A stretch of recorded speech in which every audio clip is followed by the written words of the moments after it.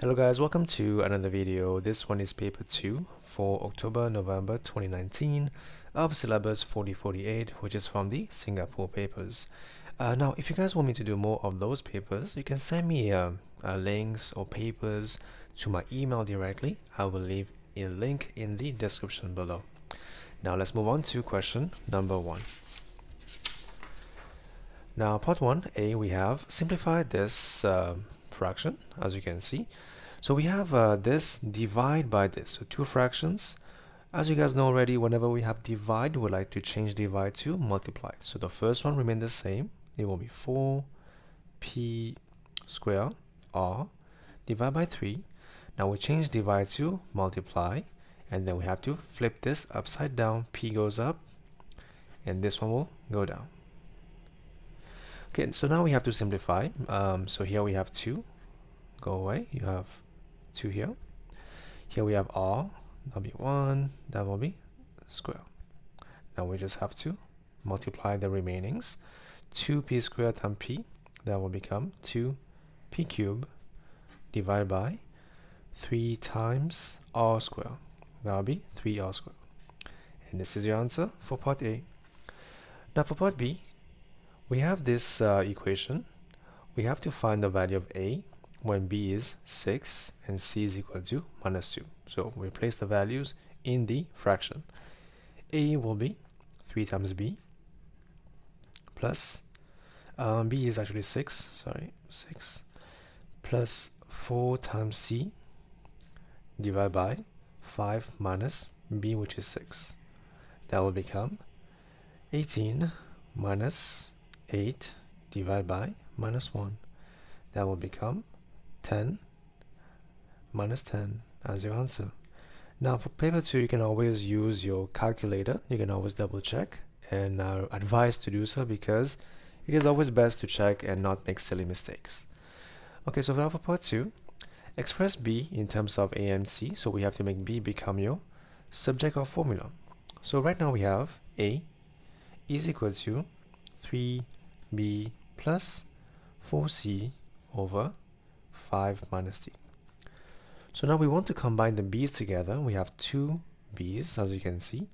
We have to first cross multiply.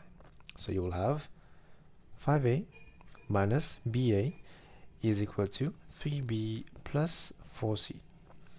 Now we have to send the b's to one side. Let's send this over here and this over here. You will have 5a minus 4c equal to 3b plus ba. So now we have to factorize the b's out. You will have b outside. 3 plus a will be 5a minus 4c. Now b is going to be 5a minus 4c divided by 3 plus a. And this is your answer for part 2 of question number 1. Now we have to go to part C. So we have to express this in the form of this. So basically we have to complete the squares. Now I can rewrite this as what? As this. I can same as x plus q square plus p. I can rewrite this as x squared minus 7x plus 9. Right? So we have to express this in this form. This is usually how we know how to do this properly, right? It can be confusing this way, but let's do this way. It's easier. Now, the first step is I like to first confirm the coefficient of x squared is 1. So now we can proceed to step 2. So whenever this is 1, we can proceed to the next step. Next step is we write down the first two terms together, and we leave some space. We write down the last term. Now, here we have to add a number. The number will be this value, which is 7. So we don't take the minus, only the value itself, divided by 2 square. Now, if you plus something, you also have to minus the same value, so your equation does not change, right? So you will have this. Now we have to simplify. Now this will become x here, become x, minus here, become minus, and the value inside will be 3.5 square plus 9 minus 3.5 square. So now we just have to simplify. Let's see what we get.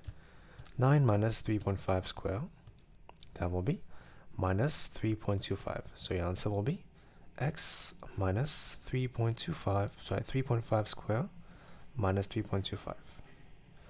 So of course you want to write this down in this form again. So that will be minus 3.25 plus q is minus 3.5 plus x square. And this is your answer for part 1. Now for part 2, we have to write down the coordinates of the minimum point of the graph. So pretty easy. So once you have this, you have to look inside. We have to equate that to 0. The value inside equate to 0. X will be 3.5.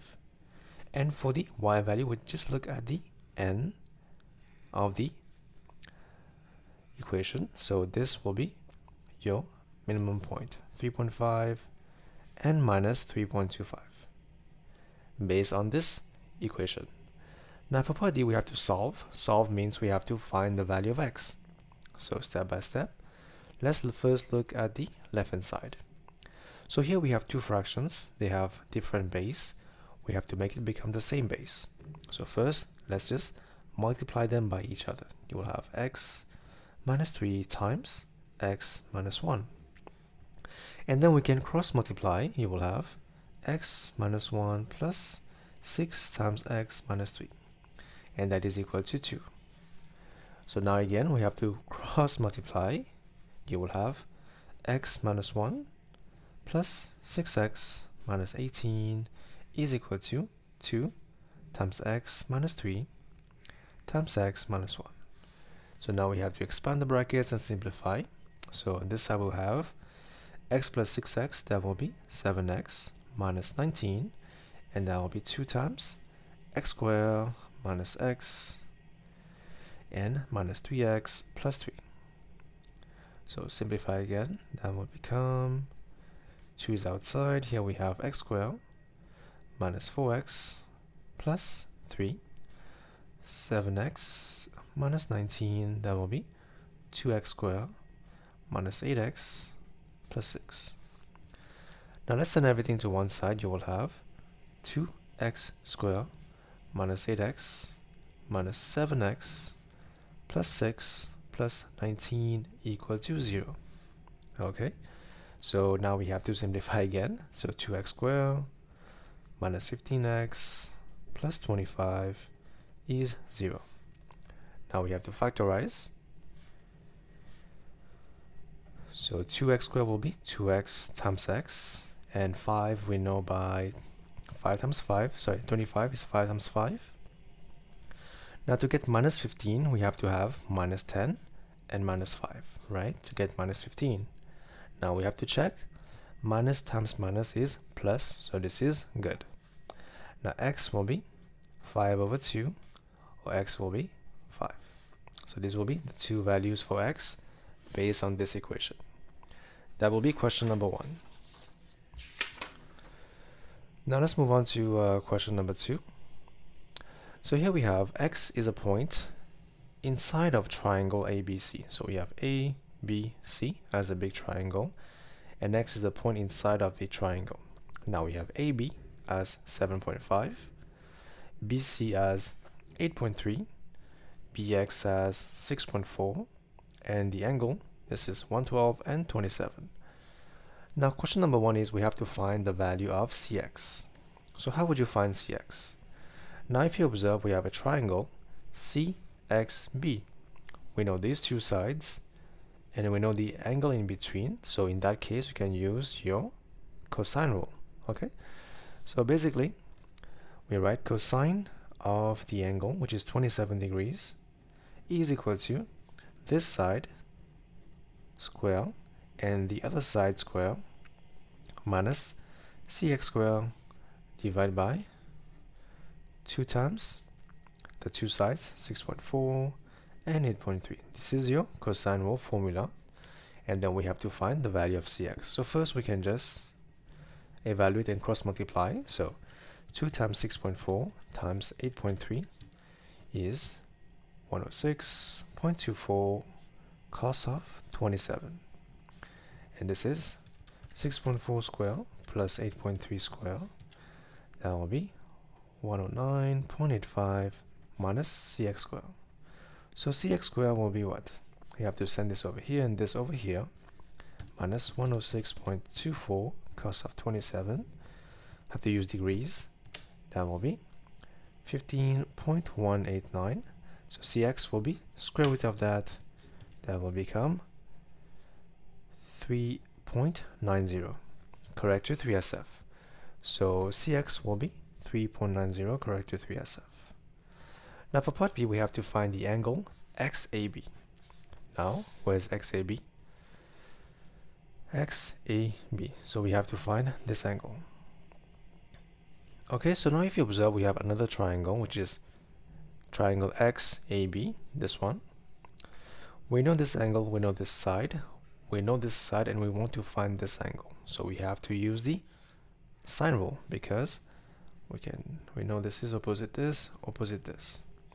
So our equation will be, so 6.4 over sine of this angle that we don't know, A, is equal to 7.5 over sine of this angle, 112. So this is our main equation to find the value of A. So let's write this down. So right now we have 6.4 over sine of A is equal to 7.5 over sine of 112. So make this become subject. You will have sine of A will be 6.4 sine of 112 divided by 7.5. Sine of 112 divided by 7.5. That will be 791. A will be sine inverse. That will be 52.3 degrees correct to 3SF. So this angle will be 52.3 degrees. That will be part B. Now let's move on to part C. So part C, we have to find the area of triangle ABC. So let's observe what do we have that can help us to find this area. So as we can see, we will need to find this area piece by piece, because it is broken down into pieces, right? So let's try to see how can we find this area. So from what I can see now is I have realized something is we have this angle, so mean we can have this angle, right? How? Because triangle AXB, the sum of all the angles for a triangle will be 180. So this has to be what? Remaining angle, which is 180 minus 112 minus 52.3. That will be 15.7. Okay, so now this together will be how much? So plus 27, that will be 42.7. So now if you observe, you have a big triangle ABC, so CAB, right? Just like that. We know this is 42.7. This is B, this is A, and this is C. This is 8.3, and this is 7.5. So now, when you have a triangle, when you know this angle, when you know the two sides around the angle, you can find the area pretty easily. So this is found by using your formula, which is half sine of the angle, which is 42.7. Let's check. 42.7, correct. So 42.7 and times the two sides, which is 7.5 and 8.3. So half sine of the angle times 7.5 times 8.3. That will be 21.1 for your value, and this is your area of triangle ABC. Okay, let's check. So 7.5 and 8.3, the angle. Okay, so that will be your question number 2. Let's move on to question number 3. The price of a smartphone is $620 in Singapore. Okay, and the price of the same smartphone is in UK is this much. That's the price. Now, The exchange rate between Singapore dollars and UK pounds is this. Okay? Calculate how much cheaper the smartphone is in Singapore than in UK. So to compare, we have to first change this to dollars, then we can compare, right? So we know that 0.58 pounds is equal to $1. So what is 389 pounds? It will be 1 divided by 0.58 times 389.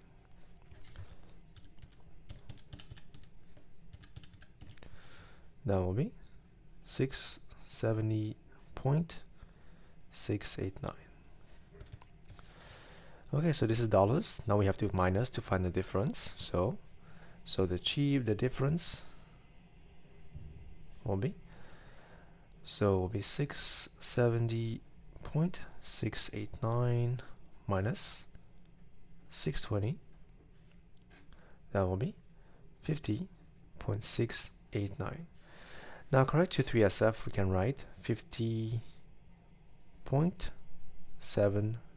This will be in terms of dollars. Now it did not specify to use dollars or pounds for your answer, so you can always choose either of them to find the answer for. That will be part 1. Now for part B, the price of a tablet is reduced by 6%. Okay, the sales price of the tablet is $7.85. Okay, calculate the price of the tablet before the sale. Give your answer to the nearest dollar. So now we know that this is the sale price. We always assume the initial price is 100%. Now when you minus the discount, that will be 94%. So we know that 94% is equal to $7.85. So we are trying to find the price before the sale, which is 100%. That will be 785 divided by 94 times 100.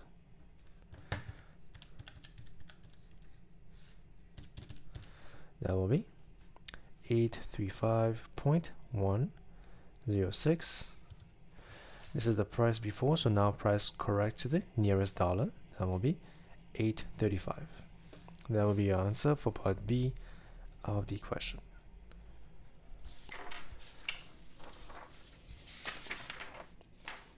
So now for part C, we have a table shows information about telecommunication in Singapore. Okay.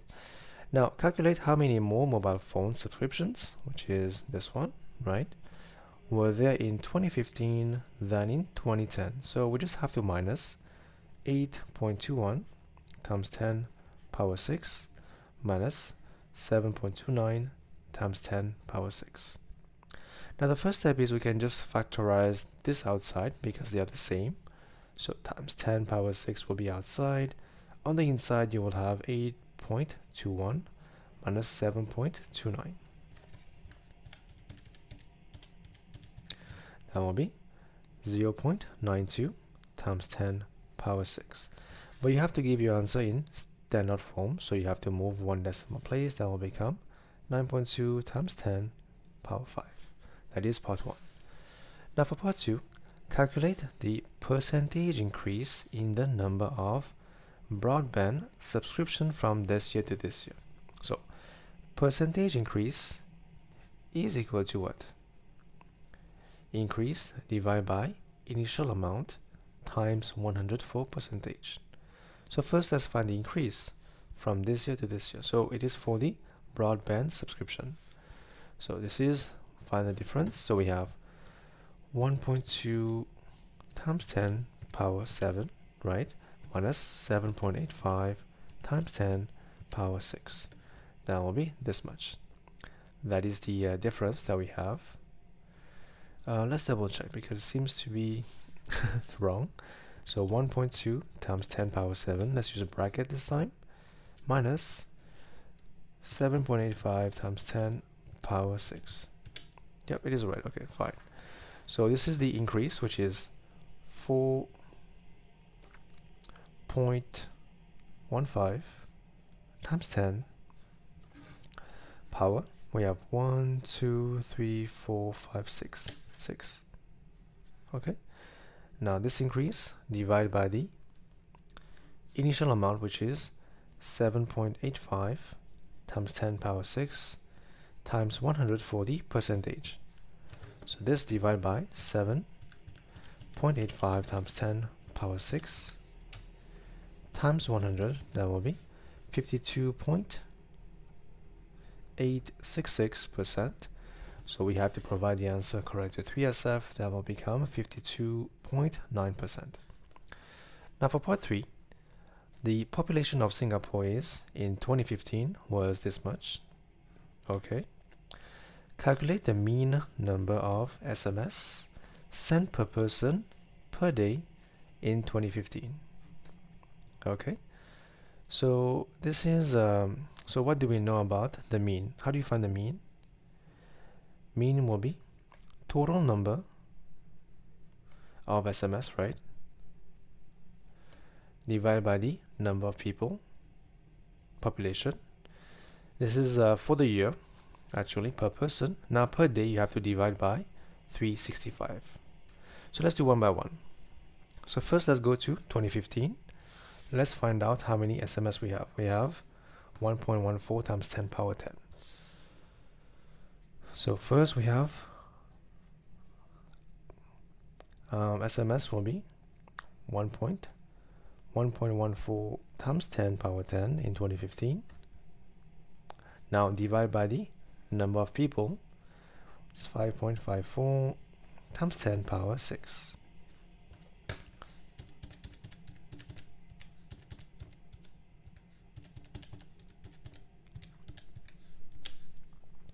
That will be 250.7761733. So this is basically the number of SMS sent by one person for the whole year. Now we have to find per day, so divide by 365. Okay, that will become about 5.64 SMS per day. I guess we have to choose, so I don't know if we do have to provide whole number.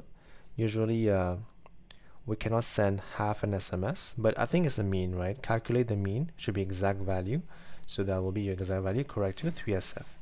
5.64 per day, that is the number of SMS one person sent per day.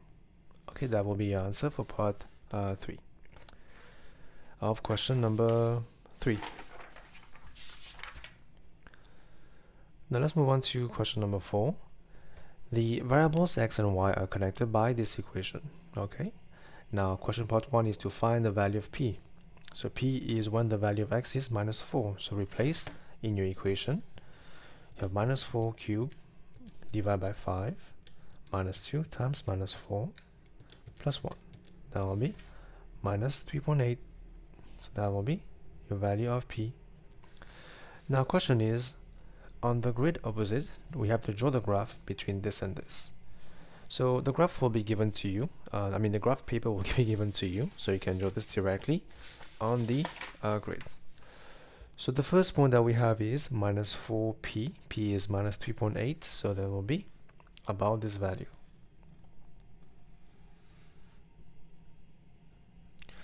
And then we have minus 3, 1.6. 1.6 should be minus 3, 1.56. And then we have minus 2, 3.4. 1, 2, 3, 4. And then we have minus 1, 2.8. That should be about right here. Yeah. And then we have 0, 1. 0, 1 will be here. We have 1 minus 0.8. That should be somewhere here. Then we have 2 minus 1.4. Then we have 3, 0.4. 1, 2, 3, 4 here. And 4 will be 5.8. 5.8 will be on top right here. Okay, so we have these points. Now we have to plot them. So I'll try my best to plot this with a smooth curve. So here you go. We have this is your minimum point.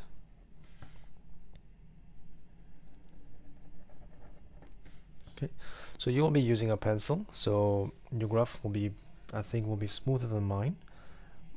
For me, I will try to make it as smooth as possible, so we can have a good value for the questions that follows. So it will be almost this shape. This is your maximum point. Okay, so you have to make sure your graph passes through all the points, so mine is not perfect. Okay, it should be like this.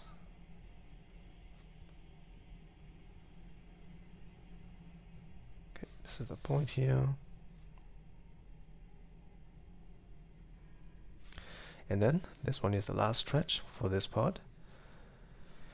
So let's see, how can I draw this one?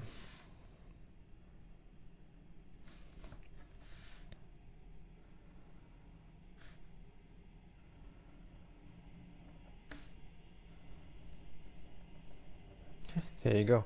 So now I have this shape. It is a cubic curve. It goes up, goes down, and then go up again. So your graph will have this shape. That will be question part B, which is pretty easy. Okay.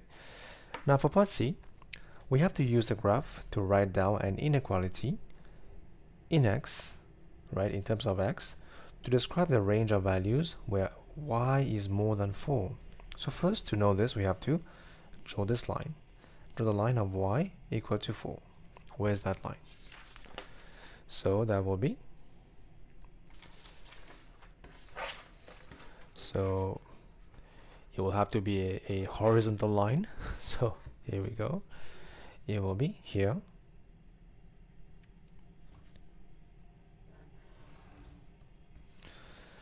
So of course you have to label the line as well as y equal to 4. So let's label this y equal to 4. So as you can see, cut your curve at this point. We just have to find the value on x. So the value will be what? Let's check.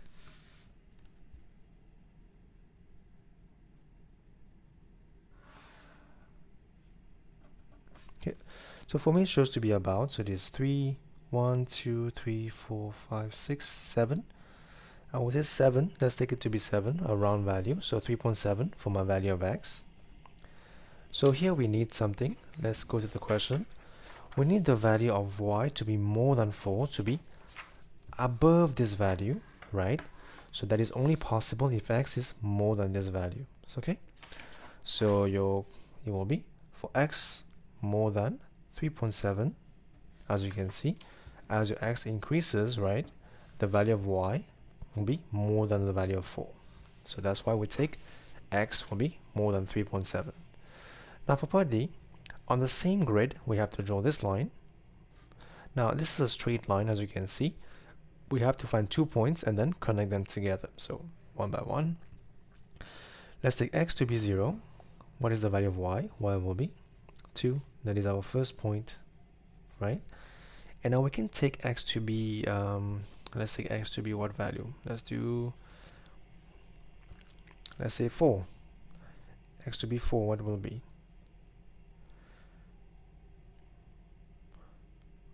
Actually, because it will not be exact. Anyways, doesn't matter. So take 4. You will have 10 minus 4 is 6. 6 divided by 5. That will be 1.2. So we have 2 points. Now we can plot our curve. So 0, 2 and 4, 1.2. So 0, 2 will be here. And then we have 4, 1.2 will be right here. Okay. So now we have to join these two together to form the straight line. So let's see what we have. Okay. So right now we have these two joined together.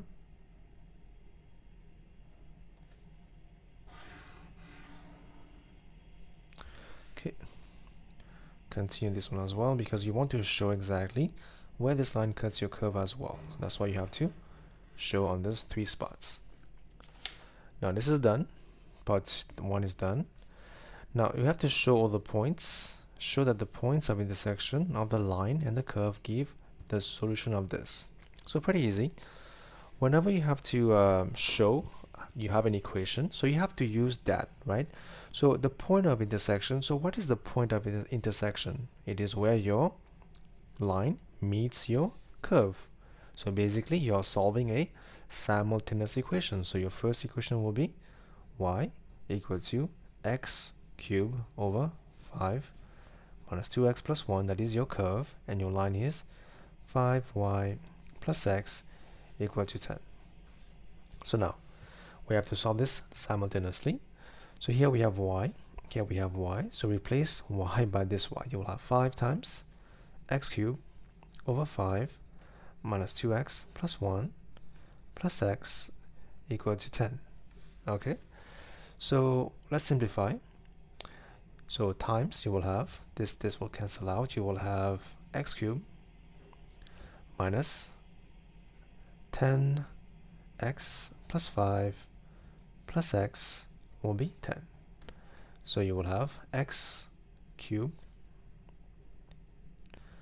and you will have minus 10 plus 1 will be minus 9x, and 5 minus 10 will be minus 5 equal to 0. So here you go, you have shown that this is the same as this by shown as required. Now for part 3, use your graph to solve the equations. Solving means we have to find the values of x for which this is true. So pretty easy. As you can see here, we have 3 points of intersection. So we just have to show how did you find the values of x on those points. So this one will be this point. This one is this point. And this one is this point. So here I have minus 2.6 minus 0.6. So 1, 2, 3, 4, 5, 6. Yep. And here we have 3.2. Okay, so we have these three values for your solution for this one. So let's write this down. X is equal to minus 2.6 minus 0.6 or 3.2. This is your values for x for this equation according to your graph. That is your question number 4.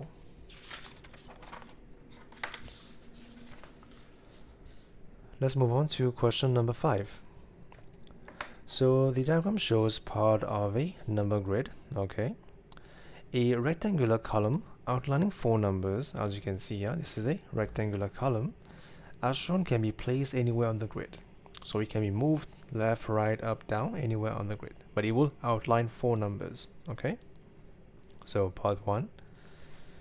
If t represents the number in the top of the triangle, find an expression for the number in terms of t for the product of the top number and the bottom number in the column. So let's see. If this number here will be t, what is the number at the end? So you can observe how do we find the number at the bottom. So we have to. So here we have, for example, here we have 9, we have 15, we have 21 here, and 27. Every time your number is increasing by 6, 6, and 6. So from 9 to 21, you have increased by 18. So the last number will be t plus 18. So the product between the first number and the last number will be t times t plus 18. Okay, that will be your expression in terms of t for the product of the top number and the bottom number. So that is your answer. Okay, so now part 2. Explain why the difference between the product of the two middle number and the product of the top number and the bottom is always 7, 2. So we can check, right? We can try and see what happens. So this is t. This will be t plus 6, and this will be t plus 12. Now, what is the product of the two middle numbers? That will be, so we can try. So if you multiply these two, that will be t plus 6 multiplied by t plus 12. So let's find the difference and see what happens. So let's first expand this one. So we have t plus 6 times t plus 12. That will become t squared. Then you will have plus 12t plus 60 plus, so we have 6 times 12 will be 72. That will become t squared plus 18t plus 72. Okay, that is the expansion of the product of the two better numbers. Now how about this one? You will have t times t plus 18, that will be t squared plus 18t. Now the difference between the middle two numbers, which is this one, minus the product for this one, as you can see, that will give you, this will cancel out, and this will cancel out, that will give you a constant value of 72. So here you go, because the difference will give you a constant value, will give a constant value of 72 as shown as required, right? That is part 2. Now for part 3, the rectangular column is placed on the grid such that the sum of the first of the four numbers outlined is 360. So we have to find the largest number in the column. So as you have seen here, we just moved the column, and now the sum of the four numbers is 360. So we know that, for example, if we take t as the first number, this will be the following four numbers. So let's add them together to find the sum. So the sum of the numbers will be t plus t plus 6 plus t plus 12 plus t plus 18 should be giving you 360. So we can first find the value of t.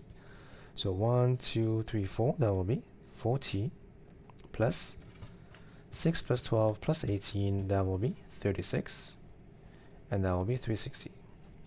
So 4t will be 360 minus 36, that will be 324, right? And t will give you, divide by 4, that will become 81. Now from this, you have to find the last number, right? The largest number in the column will be the last number, which is t plus 18. So your answer will be t plus 18, that will be 81, plus 18, that will be 99. That will be the answer of part 3 of question number 5. Now for part B, in a sequence S, the difference between the consecutive terms is constant. Okay, that's good to know. Now the third term is the sequence this, and the sixth term is this. Now part 1, find an expression in terms of n for the nth term of this sequence. Okay, so we have to think, right? So the third term is given by 36. Now since the difference is constant between each term, so for example, let's say you have the first term is let's say it's t1, we have t2 and t3. So the difference here will be the same value. So same difference, same difference. Now let's say for t4, what do you have? You will have 36. So let's say let difference be x. Between the two terms be x. So the next term will be plus x, right? And t5 will be 36 plus 2x. And t6 should be 36 plus 3x. So we have to find the value of x. So we know that 36 plus 3x is equal to 60, right? Now to find this expression, so 3x will be 60 minus 36, that will be 24. So x will be equal to 8. So your common difference will be 8 for each term. Now to find the expression in terms of n, we have to find the first term. So move back from here, you will have, this is 36 minus 8 will be 28, minus 8, that will be 20. So your first term is 20. Okay. So to find the expression in terms of n, usually we have to so this one is an arithmetic progression. We can just play with the values if you want to. So we know that a, which is the first term, is 20, and we have the common difference is 8. We can write down the nth term. So for example, we can say this is the difference. We write down 8n for now, right? So how can you write down the values now? So we can begin by, also I think it can be easier because we don't need to go through that. We know the first term already. We can just write down a is your first term, 20, and every single time it increases by 8. As you can see, every time it is increasing by this value. So it can be 8n, right? So in that case, you will have your n term. It is much easier for finding the n term. So the first term is 20 plus 8n for the increasing term by term. So first term is t1. That should be n minus 1 because why? Because t1 should give you 20. So t1, that should be n is 1. That should be 0. 20 should be your first value. So this will not be the answer. It should be n minus 1. Okay, I hope that makes sense, because if you check, if you plug in 1 here, 1 minus 1 is 0. 8 times 0 will be 0. 20 plus 0 will be 20. So 20 should be your first term. Now second term should be 28. So 2. 2 minus 1 is 1. 8. 28. So that is your correct n term. Okay, so we have to check always to make sure everything is good. Now this one makes sense. That will be their value. Now for part 2, explain why the term in the sequence are all multiples of 4. Why? Because you know that Tn is given by 20 plus 8n minus 1. You can factorize 4 outside. You will have 5 plus 2n minus 1. So because, you can say because Tn is a multiple of 4. That is why all the terms will be multiple of 4. And that is your answer for question number 5.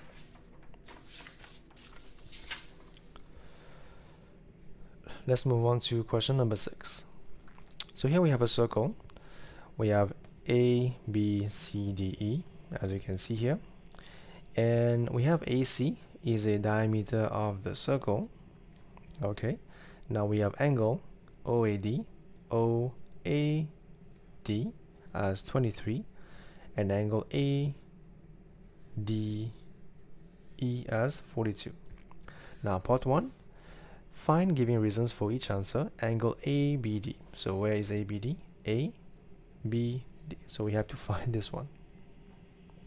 Okay.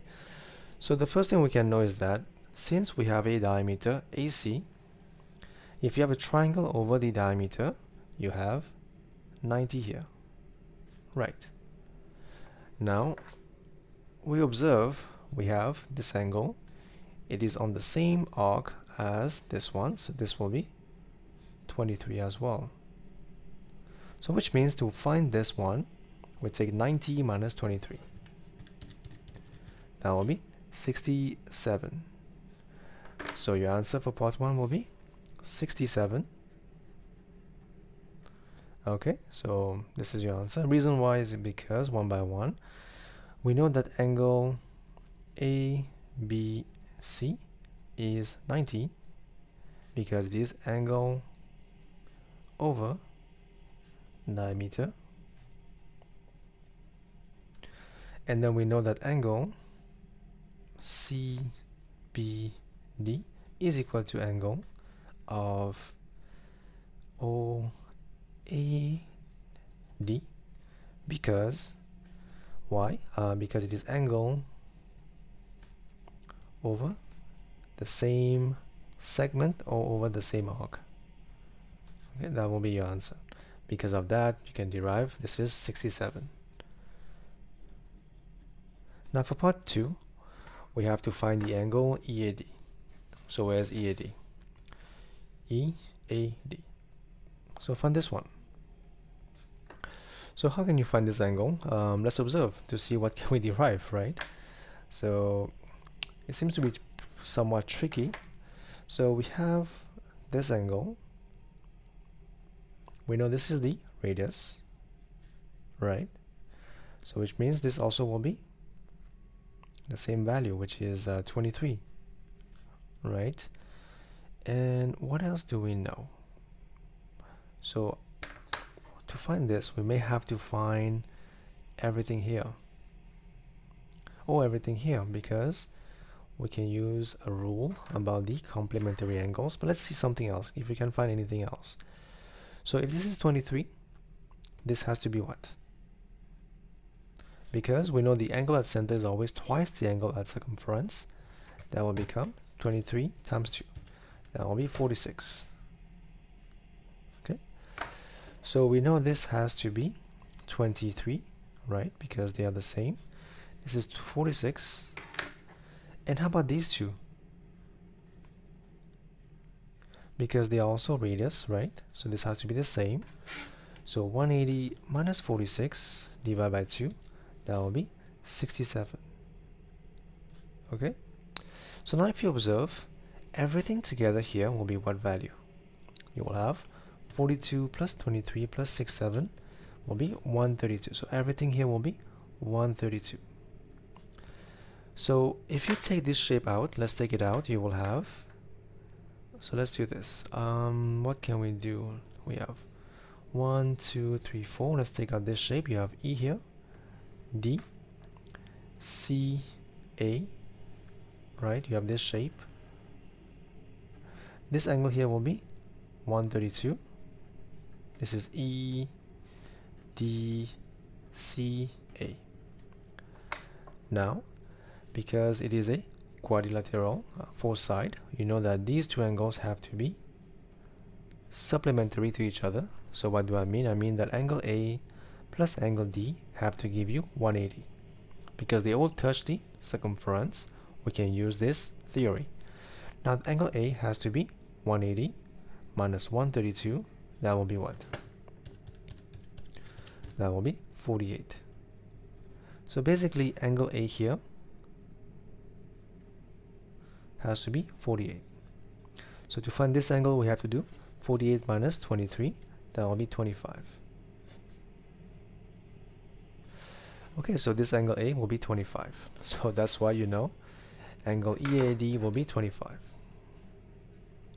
So you can explain one by one. So the first step we can write is, we know that triangle OAD is an isosceles triangle.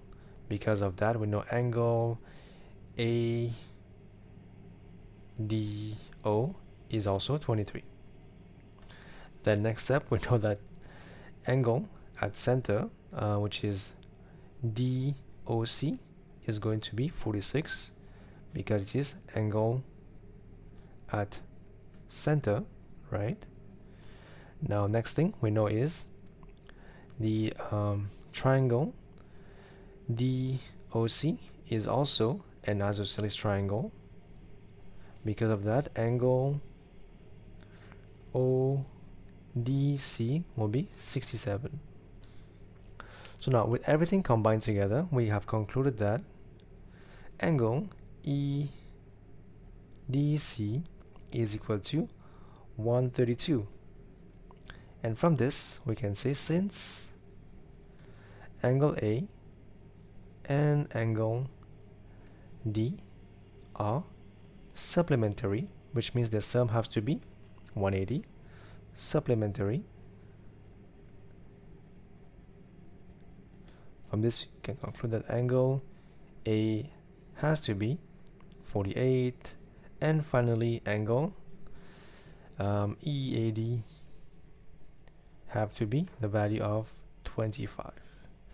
And that is your answer for part A.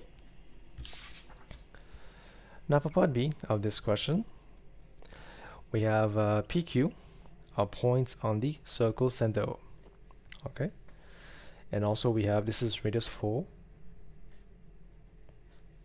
Okay, and now the big one, ONS, it is radius 6. Now OPQ, no, sorry, OPR, OQR, OPQ, OQS are straight line. Now the perimeter of the minor sector is this, 15.2. So this plus this will be 15.2. Question, find the angle POQ in radians. So pretty easy. So how do you find the perimeter? We have to find the distance around. We know that P is 15.2 is equal to 4 plus 4 plus PQ. That will be 15.2 is 8 plus PQ. So to find the arc length, we have to use R theta, right? So theta will be 15.2 minus 8 divided by radius of 4. That will be 1.8. So your value will be 1.8 radians for part 1. Now for part 2, we have to find the area of the shaded region. So we have to find this one by one. So let's see how can we find this. So first let's find this area. Let's call this number 1. So number 1 can be found pretty easily. You can use your formula to find that. There's many formulas available. So this is 1.8 radians. So that will be half R square, which is 4 square radians for the area of 1. Half times 16 times 1.8. That will be 14.4. That is area number 1. Now, how can you find area number 2? How can you find this one? So you have to do this step by step because it is kind of weird for the shape. We have to find this step by step, right? So we first have to find the area of this whole circle. How would you find that? So let's call this A. Area of the ring will be the area of the big circle minus area of the inner circle. So big one will be pi r square, which is 6 square, minus small circle, which is 4 square. That will be 36 pi minus 16 pi. That will be 20 pi. Let's check. 36 minus 16, 20 pi. So the area of the ring will be 20 pi. Now we want to minus this part of the ring, so we can only have this part. So how do you find this area? So this area can be found by first finding the big area of this sector and then minus number 1. So big area of the sector will be half r square will be 6 square angle 1.8 minus the number 1, which is 14.4. Half times 6 square times 1.8. That will be 32.4 minus 14.4. That will be 18. Okay, so this part here is 18. So finally, number 2 is this ring minus this one. Will be 20 pi minus 18. That will be the area of number 2. So the area of the shape will be number 1 plus number 2. Number 1 is 14.4 plus number 2 will be 20 pi minus 18. That will be 59.2 centimeters square. Correct to 3SF for the area. And that will be question number 6. Now let's move on to question number 7. So P is a point 4 minus 3, Q is a point minus 5, 1. We have to write down the column vector PQ. So PQ is OQ minus OP. That will be minus 5, 1, minus 4, minus 3. That will be minus 9, 4. Okay, minus 9, 4 will be your answer for part 1. Now for part 2, we have all has coordinates this, and we know that PR is equal to this. Find the value of H and K. So step by step, PR, what is PR? PR is OR, right, minus OP. And K is K, and PQ we know already it is minus 9, 4. So this will become, or is h minus op, h minus 4, and 3 minus 3 will be 6. So now we can form the equations. So the first equation will be h minus 4 is equal to minus 9k. And then we have 6 is equal to 4k. From this, k will be 6 divided by 4, which is 3 over 2. Now replace h will be minus 9, 3 over 2, plus 4.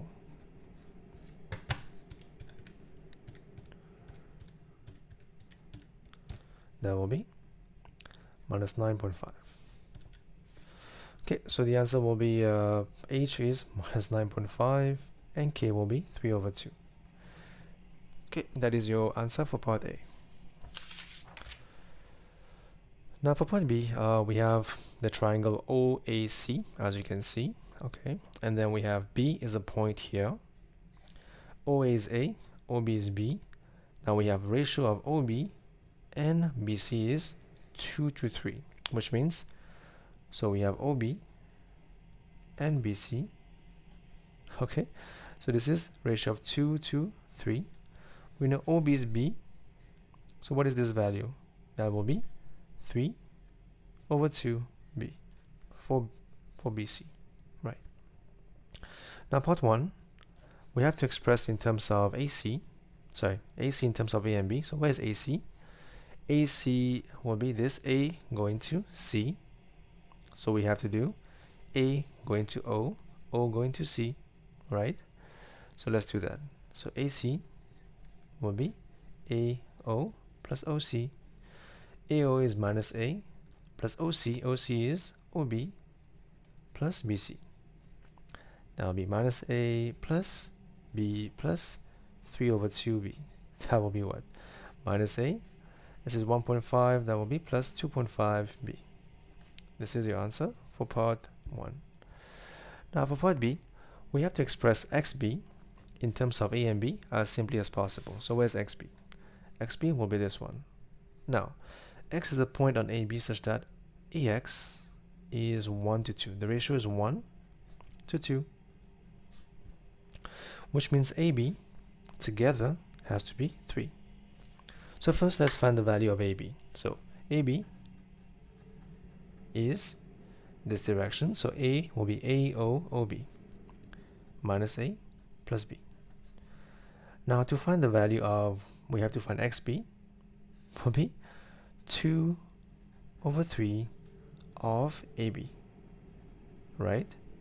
That will be minus 2 over 3A plus 2 over 3B. So this is your answer for part 2, which is minus 2 over 3A plus 2 over 3B. Now part 3, Y is a point on OC. So Y is a point on OC that we don't know yet on this point right here, such that we have AX YC is a trapezium. Okay, so find in terms of A and B the vector XY. So first thing is, what do you know about trapezium? You know they must have two parallel sides, right? So AX YC, Y has to be on OC, so these two sides have to be parallel. So this and this have to be parallel. So according to the drawing here, this point here has to be the value of Y, right? So that's the only way we can have AX YC as a trapezium with these two sides are parallel to each other. For example, right? Now it says we have to find in terms of A and B the value of XY. So how would you find XY? Let's see. XY, how would you find that? So because we know these two are parallel, we can form an equation. So we can say XY, let's write this somewhere here. Because they are parallel, we can say XY is, let's say we can use T times AC. That's how we know it is parallel, because we can multiply a constant with the other vector. Now we know what is the value of AC already. AC is xy. How do you find xy? T times AC. AC is given to you by the values of this one, which is minus A plus 2.5B. Okay, now the thing is, how would you find xy? Xy is found by what? Let's see, how can you find this value here? So we can form an equation, then we can find the values one by one. So what can we use to find xy? So here we have the ratio of 2. Oh, so we also have another ratio we can use that I can see now, is because if you observe, we have ABC as a big triangle and XBY as a small triangle. So these two triangles are similar to each other. So if this is 1, 2, what is the big one? The big one has to be 3, right? That makes sense. 1 plus 2, the big one is 3. So the ratio of the side is 3 to 2. Okay, so same thing happens. The ratio of x, this and this will be 3 to 2. I hope that makes sense. So we don't need that anymore. We can just use similarity between those two triangles. We have two triangles. ABC is the big triangle, right? And then XBY is the small triangle. Now, given that these two sides are parallel, we know that this triangle and the big one, they must be similar. Now, using similarity, we can observe that the ratio of the side for the small one over the big one must be 3 over 2. So same thing, XY over AC must be also 3 over 2. That is the main conclusion. So let's write down XY over AC must be the ratio of, so this one is the small side, which will be 2 over 3. Sorry, 2 over 3. 2 will be the small side and 3 will be the big side. As you can see here, small side is 2, big side is 3. So small side is 2, big side is 3. That is their corresponding ratios. Now we have to find xy. Xy will be 2 over 3 times AC. AC is given by minus A plus 2.5B. So xy will be minus 2 over 3A, and then this will be 2.5 will be 5 over 2 times this will be what?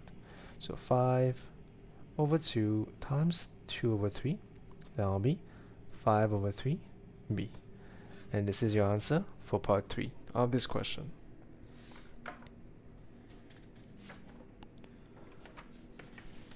Okay, so now we have to move on to the next question, this one. Let's see what we have here. So we have this shape. I don't know why it came out like this, but okay, let's try. The diagram shows a bond in the shape of a prism of length 25, and a rectangular base. Okay, this is a rectangular base. Okay, this side will be 16, together will be 16. Right, this has to be 16, and this is 25, and it has two sloping rectangular roofs. So this is the sloping roofs on one side and then the other side. Okay, now we have AB is equal to DE. So AB is here, DE is here, and BC is 6, CD is 10, and CG is 5, and F I think is this point, must be the top. FG is 1.5. Okay, now the bond is positioned on a horizontal ground and the walls are vertical, which means it is on flat on the ground and the walls are 90. Okay, part 1, we have to find the volume of the bond. So how do you find the volume of the bond? Given that it is a prism, we have to find the area of the cross section and then multiply by the length. So first, let's find the area of the cross section. So one by one, you can see here we have one shape here, this one is a trapezium with this side, so let's draw this out. So one by one, let's this one first. We have a trapezium where these two sides are parallel. This is 4 and this is 6.5, and we know the distance in between here is 10. So how do you find the area? It is half times sum of parallel sides, which is 4 plus 6.5. So how do I get 6.5? Because we know this is 5 and this is 1.5, so everything will be 6.5, okay? And then times 10, which is the distance in between, that will be the first area. So half times 4 plus 6.5 times 10 will be 52.5. Now we have to find area of this one. If you observe, it is also a trapezium with this side like this like this, and this like this. That will be parallel sides. This is 5, right? This is 4 and this is 6. That will be half times sum of parallel sides, 4 plus 5, and times 6. Half times 4 plus 5 times 6. That will be 27. Okay, so now the area together will be what value? 52.5 plus answer, that will be 79.5. So now to find the volume, volume is equal to area of cross section times the length, which is 79.5 times 25, which is the length. Okay, so here you go. That will be this value, which is 1987.5. This is your answer for part A. Now for part B, we have to calculate the total area of the two sloping roofs of the barns. So let's see, how do you find these two areas? So these two areas are rectangular roofs. So we have to find this one first, and then the one in the back. So we know the length is 25, so 25. So how do you find the width, right? So pretty easy. If you observe, we have a shape like this. So if you take this out, let's choose in the back. So for this rooftop, we'll have a shape like this. It will be this way, and then we have this way, this, and then this, right? This is the one side of the barn. So we know the length already. We have to find this side, right? Because if you observe, we know this already. We want to find this length, right? This length. So this is the height of what value? The height of 4, right? 4. I think this is 4. And here we have the height of 6.5. So if this is 6.5, this is also 4, but this one will be 6.5 minus 4, that will be 2.5. This is 2.5. So we know this is 10. We want to find this one. Okay, this one is the side FE. So find the side FE. FE will be what? So if you observe, FE can be found by the Pythagoras theorem. So FE, we have 2.5 square plus 10 square is equal to FE square.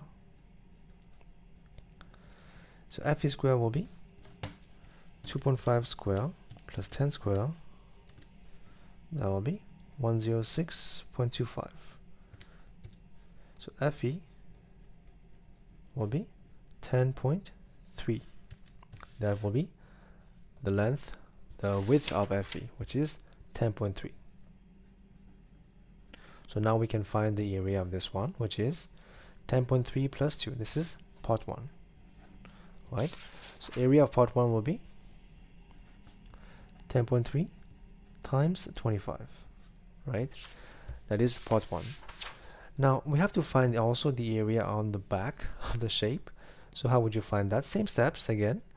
We have this as your trapezium. Now if you draw this here, we have this shape. Straight, goes up, straight, and then right. This is same value as this, which is 6, 6. This is 4. So this is 4. This will be, if this is 4 here, this has to be 1 because 5 minus 4 is 1. And what is the value of this? AG. Same thing, AG can be found by using the Pythagoras theorem. So we have 6 square plus 1 square, square root, that will be 6.08. So we have this side is 6.08. We know the length is 25. So now number 2 will be 6.08 times 25. So the total area will be 10.3 times 25 plus 6.08 times 25. That will be 409.5. But now correct to 3SF, you can write down to 410. That is your area of the two roofs. Now for part C, we have to find the angle of elevation of P from D. So of P from D. So now I need to know where's the value of P. So I don't think I have this anywhere here. Where's P?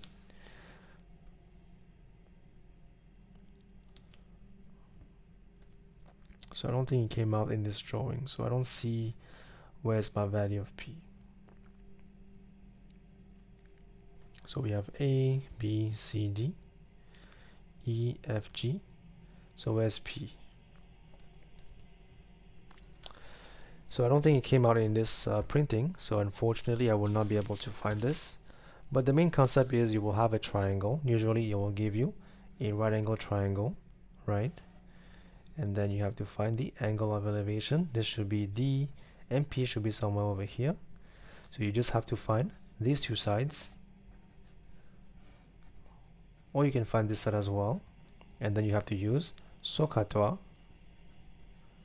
It is always the case, so no big deal. Find SOHCAHTOA, and then you can find this angle of elevation. So basically, yes, I don't see where's my P here because of my printing. But the idea is you will have a triangle. You will have to derive a triangle, and then you have to find the sides to use SOHCAHTOA to find this angle. That's the main concept, to find the angle of elevation. Okay, that will be question number 8.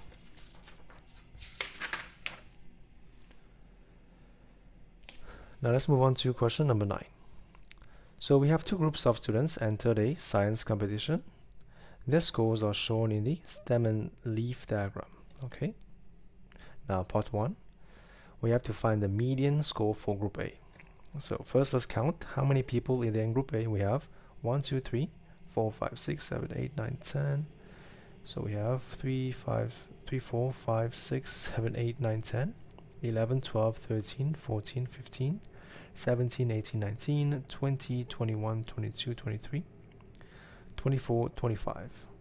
So we have 25, I think it's 24. Yeah, 24 people in group A. So to find the median score, we have to use our formula, which is half. You take 24 plus 1, that will be 25 divided by 2, that will be 12.5 element. Now before this we have 12, and then we have 13. Okay, so we have to find the average between those two values. So let's count again. We have 1, 2, 3, 4, 5, 6, 7, 8, 9, 10, 11, 12, 13, 14, 15, 17, 18, 19, 20, 21, 22, 23, 24, 25. Of group A we have 25 people. That will be between 25 plus 1, 26 divided by 2, 13th element. 13th element. So if you have 25 people, then that will be the 13th element. That will be 1, 2, 3, 4, 5, 6, 7, 8, 9, 10, 11, 12, 13, 14. So 13 will be here. That will be 7, 2 will be your answer. Because you have 25 people, you have to plus 1 and then divide by 2. That will be 13th element. So 13th element we count, it is 72.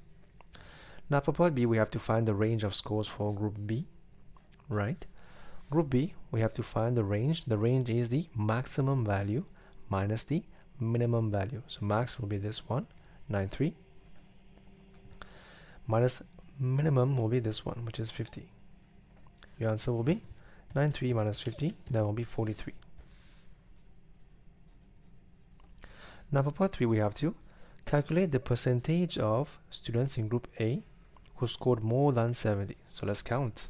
So 70, 71. So we have 1, 2, 3, 4, 5, 6, 7, 8, 9, 10, 11, 12, 13, 14. So we have 14 people who scored more than 70 divided by the total number of people, which is 25 times 100 for the percentage. That will be 56% of people scored more than 70. So let's double check, because I'm always doubtful of my counting. So that will be 1, 2, 3, 4, 5, 6, 7, 8, 9, 10, 11, 12, 13, 14, 15, 16, 17, 18, 19, 20, 21, 22, 23, 24. So you see, I made a mistake. We have 24 people, not 25. So you see. So again, we have to go back to the questions, part 1 and part 3. So we have 24 people. So basically we have to do half of 24 plus 1. That will be 12.5. Now we cannot find the value, which is 0.5. We have to find the average between the value before and after. So 12 and 13th elements. So let's go count. 1, 2, 3, 4, 5, 6, 7, 8, 9, 10, 11, 12, 13. So this is 12 and this is 13. So the average of those two values will be 71 plus 72 divided by 2. That will be 71.5 will be your answer for this one. This one is B, that is okay. Part 3 now, we have to divide by 24. Not 25, because we have 24 people, not 25 people. That will be 14 divided by 24 times 100. That will be 58 1/3. 1/3%. Okay, that is your answer for part 3. So always be careful with those silly mistakes for counting, okay? Now for part 4, students who scored more than 70 were awarded a merit, more than 70. Students who scored more than 85 were awarded a distinction. Now make 2 comments for the groups. So if you count for the first group, more than 70 was, we have 1, 2, so everything here, so 1, 2, 3, 4, 5, 6, 7, 8, 9, 10, 11, 12, 13, 14. So 14 people earn more than a, it's called the merit, right? And then distinction will be more than 85.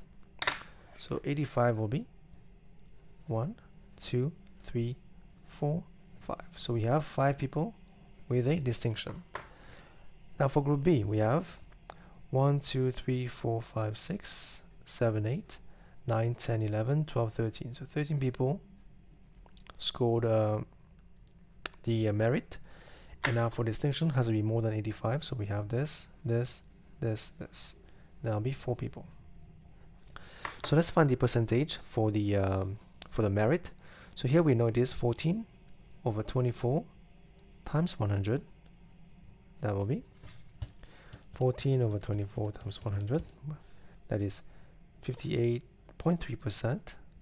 How about the distinction? It will be 5 over 24 times 100. So it is 20.8%. And this one, we have 13 divided by 1, 2, 3, 4, 5, 6, 7, 8, 9, 10, 11, 12, 13, 14, 15, 16, 17, 18, 19, 20. Divide by 20 times 100, that will be 65. And then for the distinction, that will be 20%. Okay, so we have the percentage, we can compare. So now we can say that group A, we know that 58.3% of group A scored were awarded a merit compared to 65% of Group B. Okay, so compare. Group B has more merit than Group A, but 20.8% of Group A were awarded a distinction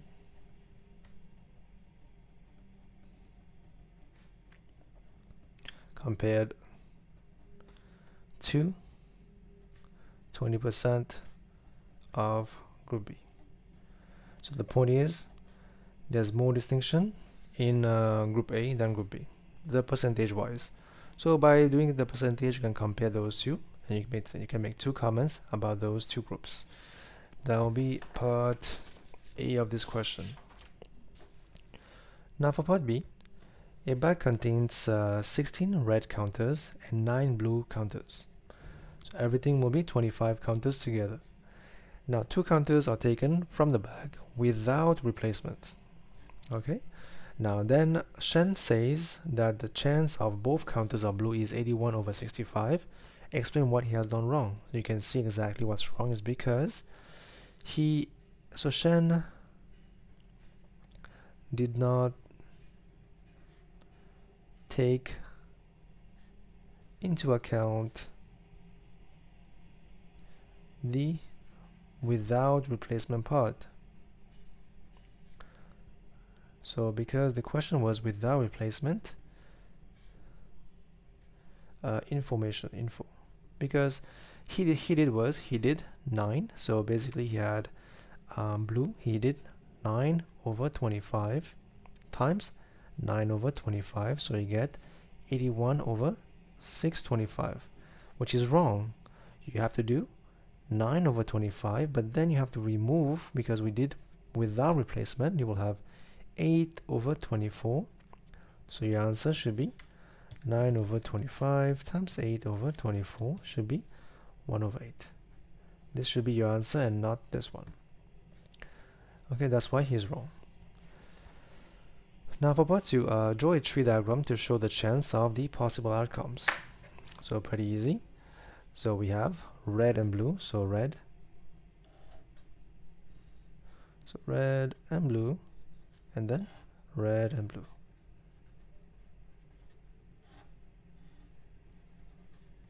Okay, this is the first and second, so first ball and second ball counters.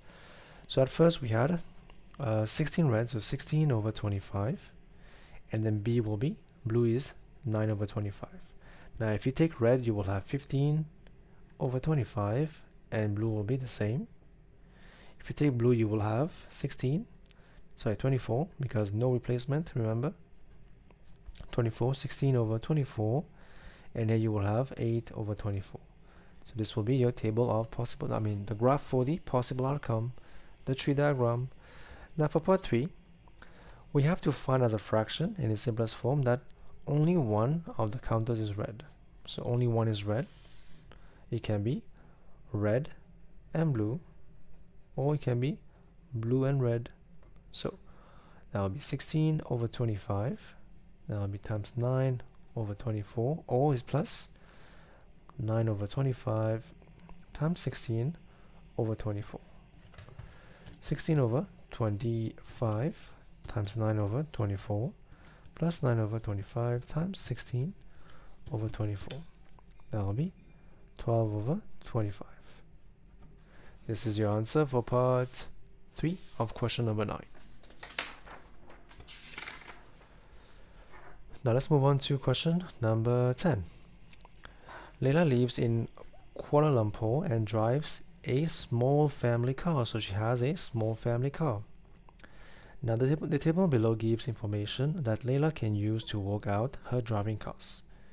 Now basically we are comparing the cost of fuel for types of car, but she has a small family car. So this is all we care about, small family car. Okay. Now it says the amount of fuel used for every 100 km. Okay, this is the amount used. Now we have speed limits, and we have expressway, we have fuel, price per liter. Question number 1. Here we have 1 week Leila drives a total of 92 km in the city. Leila estimates that she uses 5.8 liters of fuel. Sure, she is correct. So now there's many points we have to know. She drove 92 in the city. Okay, so we have to go back to the table. City, we have what we have in the city. We know for the city, we know that for 100 km you will use up 63 liters according to your table, right? City, that will be 6.3. Now she drove 92 km, that should be 6.3 divided by 100 times 92. Okay,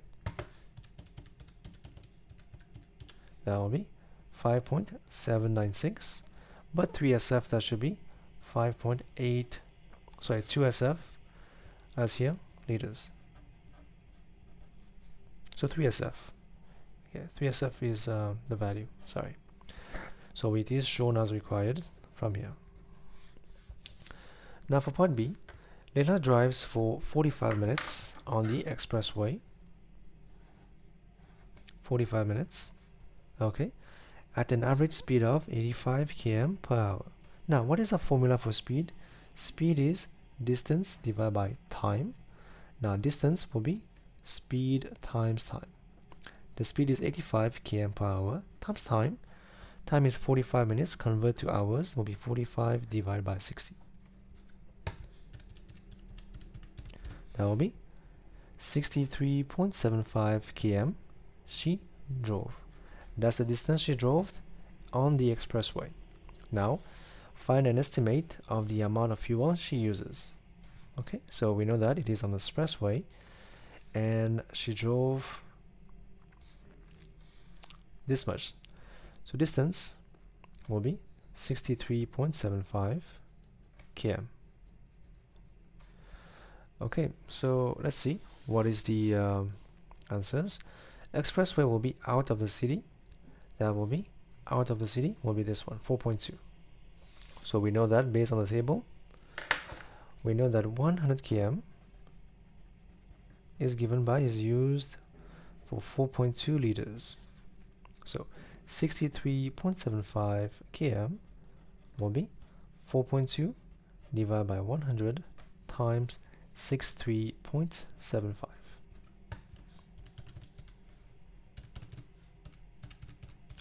That will be 2.68 will be the fuel used, amount of fuel she used, 2.68 liters. That will be the part B. Now for part C, we have to proceed step by step. Leila and Hamid goes on a journey in Leila's cars. Leila's car will be the small family car, right? Now they drive from the city of Kuala Lumpur to a town outside of Kuala Lumpur, okay? The first stage, Leila drives the first stage of the journey at an average speed of 60 km per hour.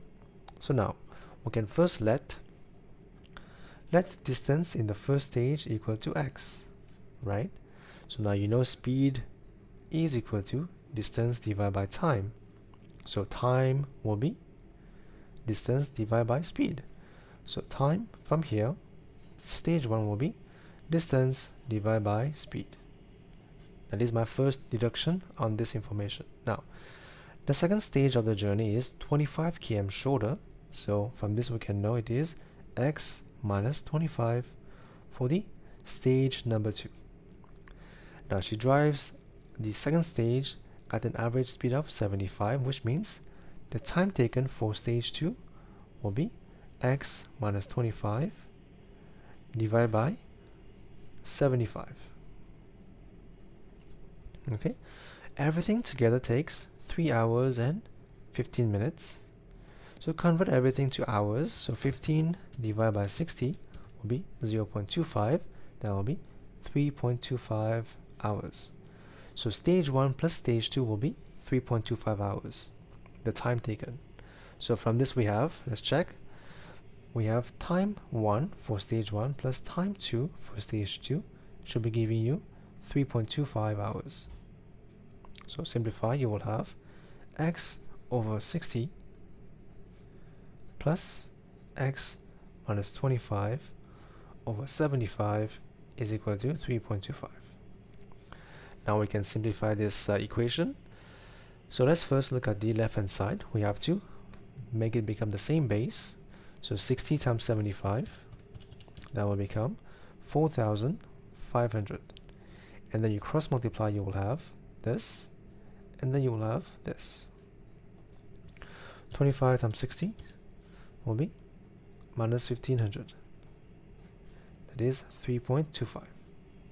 Now we cross multiply, you will have this plus this will become 75 plus 60, that will be 135.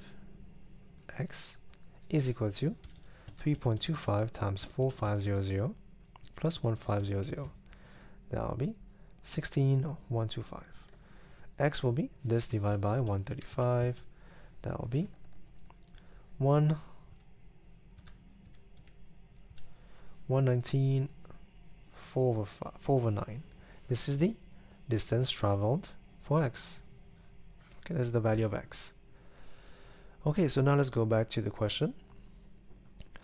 Hamid offers to pay half the costs of the fuel used for this journey. Layla's car uses the regular fuel and she has a loyalty card. So first let's go back and check what is the price of regular fuel. It is this price, and she has a 5% discount with the card, right? So that's how we know right now. And let's see what else do we know. So just a suitable amount for Layla's to ask Hamid to pay. Justify the decision you make and show your calculation clearly. Okay, so right now we know x is this. What is the total distance traveled, right? So let's see. So the assumption we made is we assume that since they're traveling from Kuala Lumpur to outside, we assume that they are traveling a combined type of driving. This is the assumption we make because since they're driving from Kuala Lumpur to outside of Kuala Lumpur, we assume they're driving both, so combined will be 5, right? This is our assumption that we are making. Now we know that for every 100 km, it is going to be using 5 liters. So let's write down assumption. The assumption we are making here is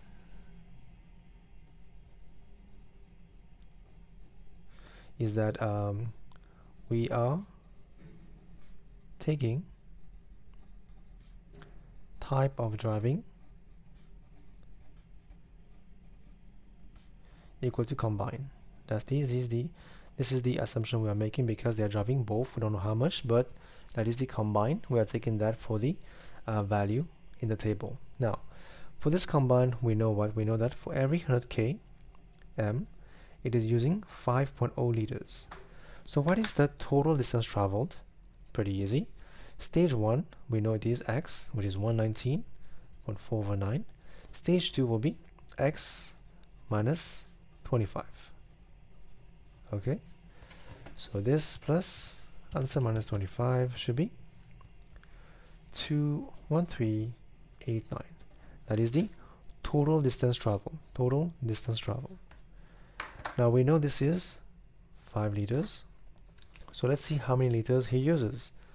So 213.8 over 9 km will be 5 divided by 100 times 213.8 over 9. That will be 10.69444. That will be the amount that she uses. Now we know that the cost of fuel according to the table is 2.07 and she has a 5% discount, right? So the cost will be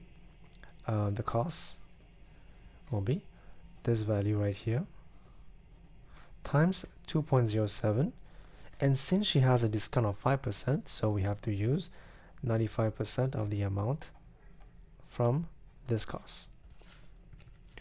Answer times 2.07 times 95%, which is 0.95, that will be 21.03025. That is the cost of the travel. But now since he's willing to pay half for the amount, so divide by 2, that should give you $10.5 for the cost that he will ask him. So this is your cost that Hamad will pay. Yep, we'll ask Hamid to pay will be $10.5 correct to 3SF. Okay, and that is your answer for question number 10. So that was the last question of this paper. I hope that was somewhat helpful. As always, thank you for watching. I will see you soon.